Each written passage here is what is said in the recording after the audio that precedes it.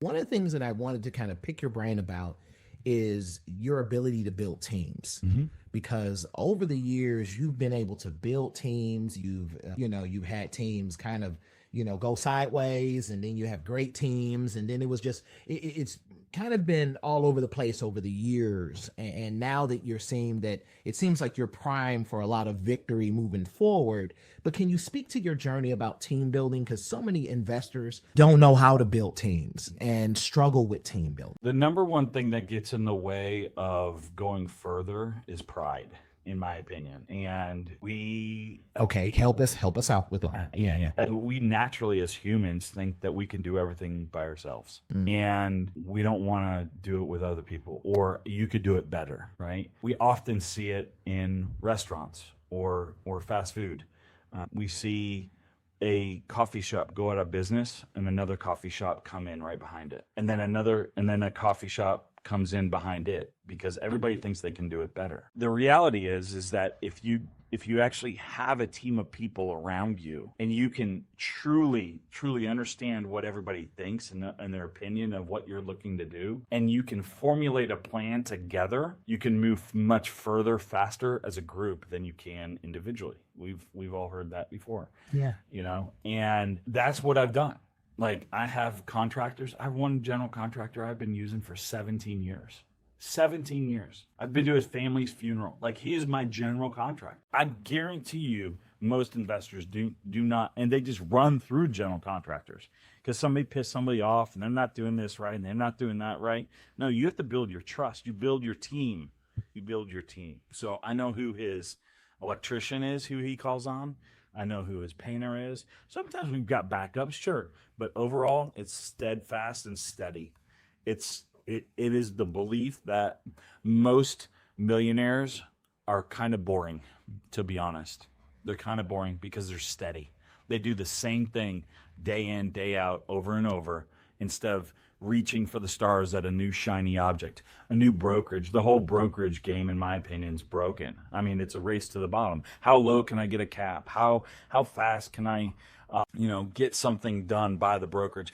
AI is now calling my clients for me, and and all that. So that's all like mute if you don't know how to handle a client and handle a business the way a business needs to be handled.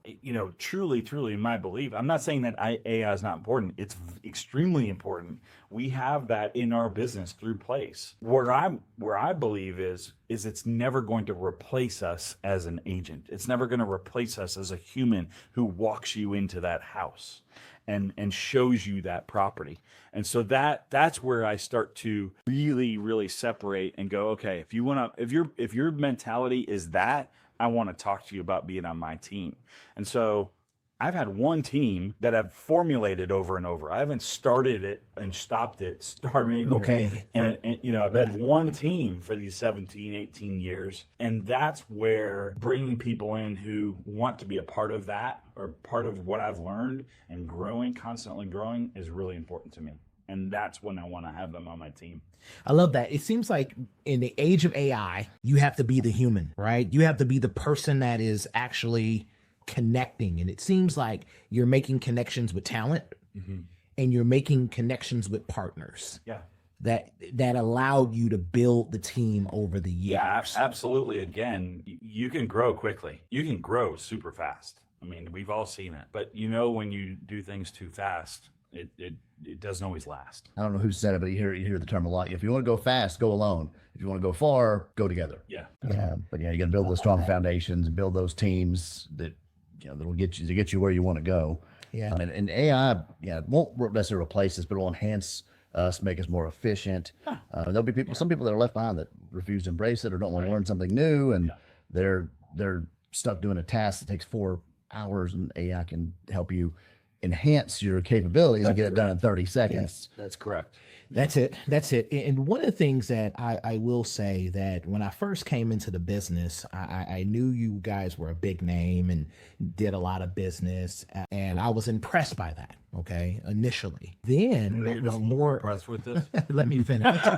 You're seen behind the curtain. You got it. I don't know what they're doing. Right.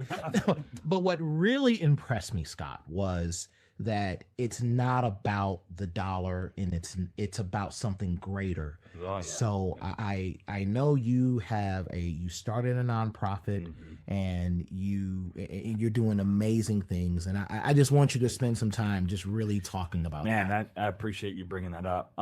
My wife and I expanded our family in 2013, adopted 2 boys from Uganda, Africa.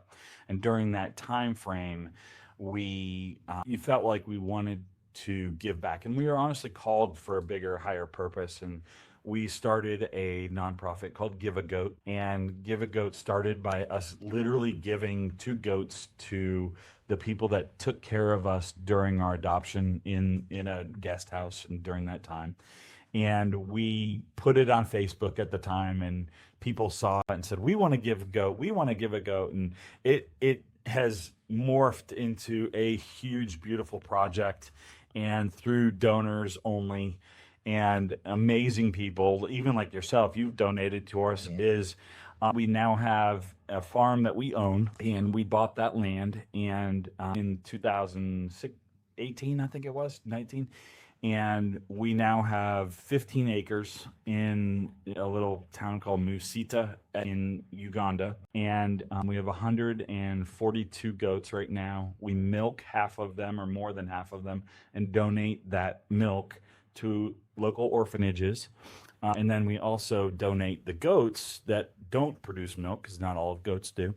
And we donate those to malnourished children and widow organizations, to single moms. So we traditionally pair them up, boy and a girl. They do the birds and the bees thing, and they, procreate, and basically are able to farm, eat, trade, sell, whatever they need to.